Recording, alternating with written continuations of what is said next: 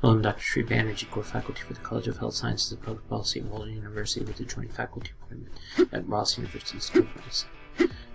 So there are two SEER data sets that I want you to look at. First of all, SEER stands for Surveillance, Epidemiology, and End Results Program. Again, SEER stands for Surveillance, Epidemiology, and End Results Program. Cancer statistics from SEER data by race, age, gender, stage, and cancer subtypes cover 48% of the U.S. population. That's a pretty good amount, about 50%. And then there's a separate classification, and that is the classification of childhood cancer. So this is considered 66% of the U.S. population, and that is pertaining to childhood, adolescent, and young adult cancer statistics. Clicking further into the NCCR, National Cancer Institute Childhood Cancer Data Initiative, National Childhood Cancer Registry Explorer.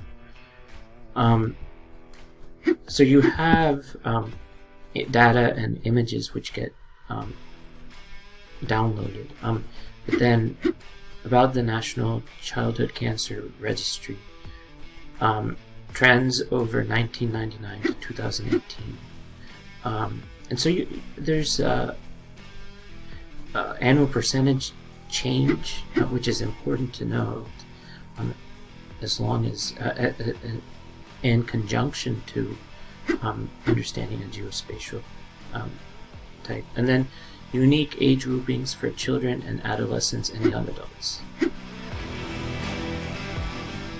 And then ICD of childhood cancer diseases, classification with subtypes. And here's this suggested citation. So this is a good data set to be looking at, but if you're thinking about childhood cancers, but when we look at SEER Explorer, Surveillance, Epidemiology, and End Results Program, then there are recent trends, and both sexes, and male and female. So, for instance, over here on the right is year of diagnosis, just all cancer sites. Doesn't really specify what, but there seems to be among, if we look at the, so males exhibit higher cancer rates than females in general, but one trend to note is that cancer still has remained constant and has not changed, especially for females. Now, for males, it has slightly gone down since 2000, but not at the rate that we would like to see. So, with females, again, since 2000, there has been no change whatsoever. And then, of course, this is all prevalence rates, and then temporal trends. So the SEER dataset. This one has quite a few, 22 areas actually, to be specific.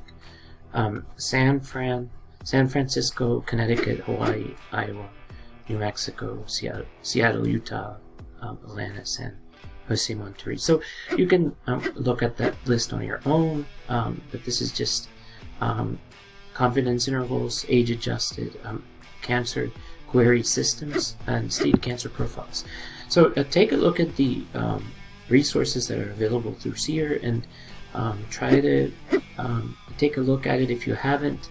But this is a treasure trove of any and all things cancer related. So SEER is supported by the Surveillance Research Program in NCI's Division of Cancer Control and Population Sciences.